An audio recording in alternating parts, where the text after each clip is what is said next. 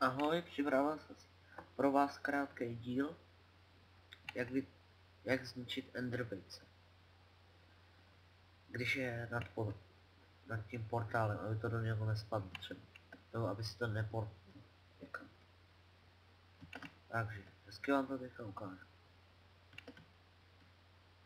Doporučuji vám jeden způsob, který jsem vymyslel já.